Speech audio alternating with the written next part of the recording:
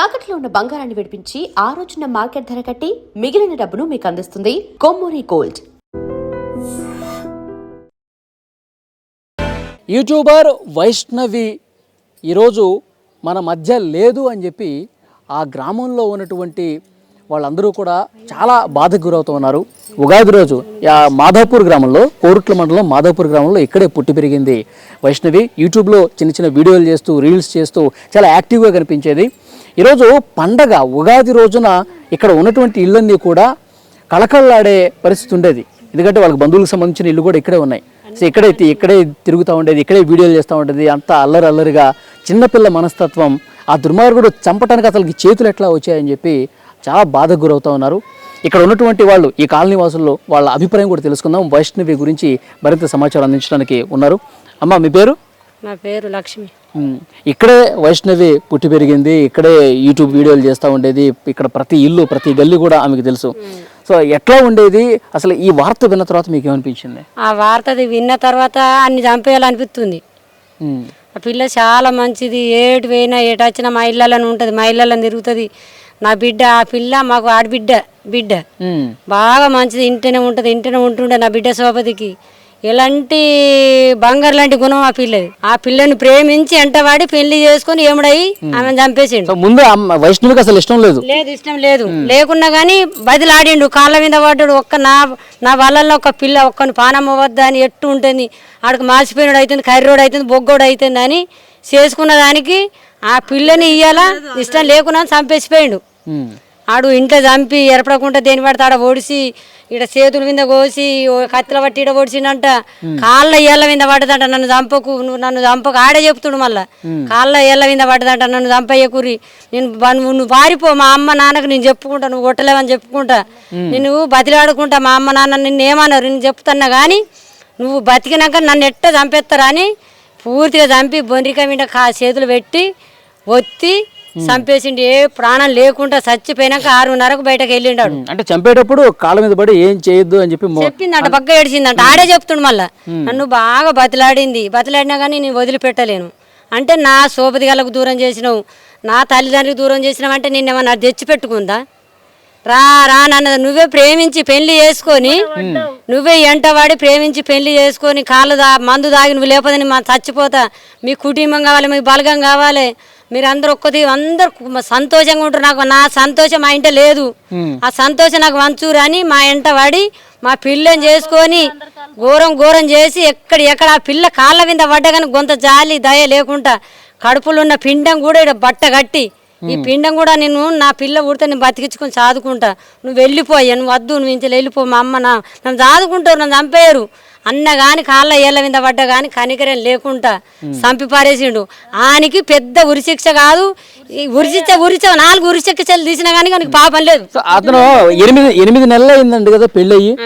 మరి ఆ అబ్బాయి వాళ్ళ తల్లిదండ్రులు వాళ్ళు అసలు ఎక్కడ, వాళ్ళు ఏంటి మాకు అసలు తెలియదు. వాళ్ళు ఎక్కడ ఉంటారో, వాళ్ళ మనుషులు ఎట్టు ఉంటారో. పెళ్లికి వెళ్ళలేదా మీరు? పెళ్లికి వెళ్ళలేము, మాకు పానం హుషారు లేదు, మేము పెళ్లికి వెళ్ళలేము. నేను జైచల్ హాస్పిటల్ ఉన్నప్పుడు నేను పెళ్లికి వెళ్ళలేను. వాళ్ళు ఎట్టు ఉంటారో నాకు తెలియదు.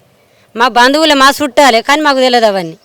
నాకు లోన్లీ పిల్లి మంచిగానే ఉన్నారు, వాళ్ళు మంచోళ్ళు, మా వాళ్ళందరూ మంచోళ్ళు. కానీ ఆడు ఇసపురుగా వచ్చి ఆ పిల్లని చంపుడు కరెక్ట్ కాదండి అని ఉరి తీయాలి. అలా నలుగురిని, అలా అసలు తల్లి నేర్పుడుకు ఉరి తీయాలి. కాదమ్మా, ఇప్పుడు వైష్ణవి ఇక్కడే వీడియోలు చేస్తూ, రీల్స్ చేస్తూ చాలా యాక్టివ్గా కనిపించేది, చాలా సరదాగా కనిపించేది, అందరితో నవ్విస్తూ బాగుండేది కదా. మా ఇంటికి వచ్చి మా పిల్లలతో, ఇక్కడ ఉన్న చుట్టుపక్కల పిల్లలతో అందరితో ఆడుకునేది.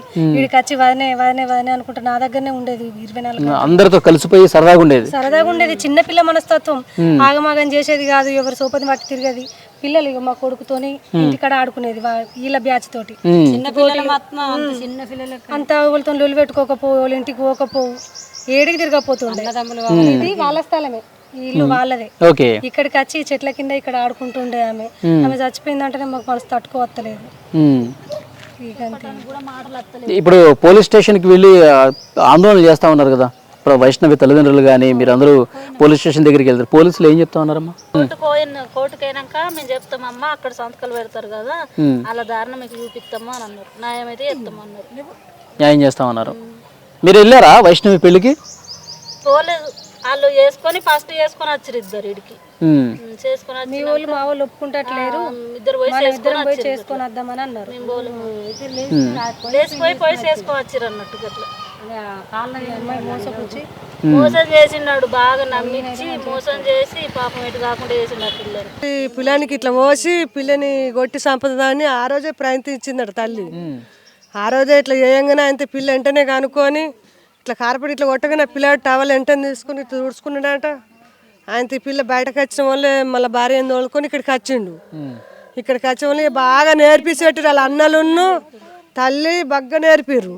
నాన్న అద్దు ఆ పిల్ల అద్దు, నిజామాబాద్ సైడు ఒక అమ్మాయి ఉన్నది 20 లక్షలు పోతున్నంటారు, 2 ఎకరాల భూమి ఇస్తున్నంటారు. ఆ పిల్ల అద్దు అయితే ఇసుపెట్టి అత్తవా లేకపోతే దాన్ని చంపేసి అత్తవా అని చెప్పి బాగా పిల్లని బాగా టార్చర్ పెట్టిండు.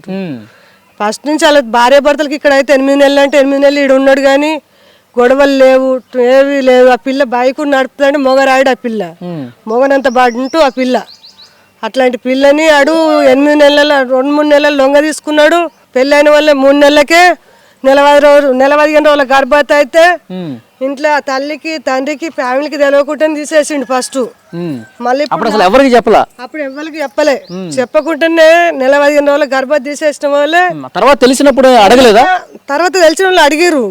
అడిగితే మీ అమ్మాయి చూసి అమ్మ ఆయనకి ఇష్టం లేదంటుండు, ఇప్పుడే ఎందుకు తీయమ్మ, ఆయనకి ఇష్టం లేదు నేను ఉంచుకుండు ఎందుకే, ఆయనకి ఇప్పుడు అద్దానంటుండు అని చెప్పనని తల్లికి ఆమె పిల్ల సర్ది చెప్పుకున్నది.